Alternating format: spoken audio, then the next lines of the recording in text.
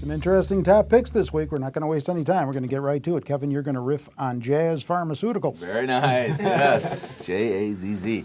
This was a stock that I picked for Zacks Confidential back in May at 59 bucks. It's rallied very hard in May and June. And just this morning, whatever day this morning 29th of July. Okay, we hit 76 bucks. And we picked it up for FTM last week.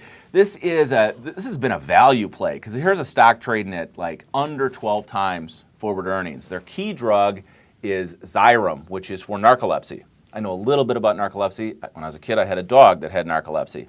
Now, no joke. You need to know. I mean, if you've ever seen, I don't know anybody with narcolepsy, which is, it varies on the spectrum, but basically you're falling asleep, without notice. And this happens to some people. It's got a girlfriend like that. It's got to be. Well, that was for a different reason. That was for many different reasons. So you can imagine somebody, trying to drive or be at work and having this sleep condition. They need some serious help because it could be extremely dangerous, if not embarrassing. This drug is over 60% of Jazz's revenues. So, they've got a lot of their eggs in one basket. And the franchise is slightly threatened by the possibility of a generic. That's why it's remained such a value stock, trading under 12 times forward because of this threat.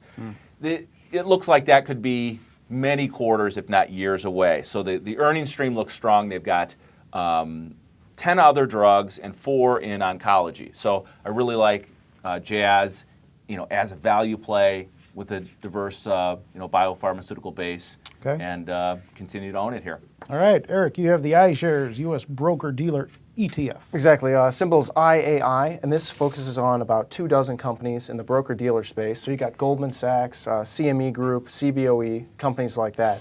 And this ETF has actually been one of the top 5 performing unleveraged ETFs so far this year. So it's been a really strong performer. And it's really benefited from some of the trends that we talked about in the last segment with kind of the steeper yield curve and more interest in a lot of these securities like volatility options and various other items like that for indexes and whatnot. So it's been a very strong play, and a lot of the industries in here have very strong ranks. Number 12 out of 261, I think, for the Securities and Exchange division, and then I think 71 for the brokers.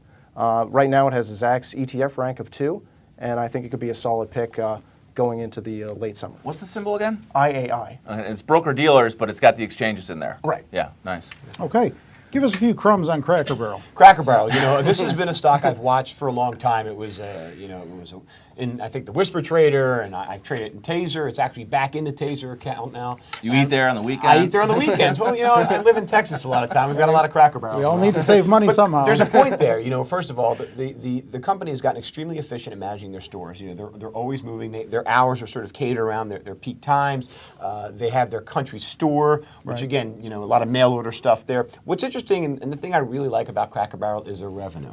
This is a company that grew revs, 5.4% at their last earnings report. I like that. They're also in the midst of a big stock buyback program, which again, I like, adds more value to the shareholder.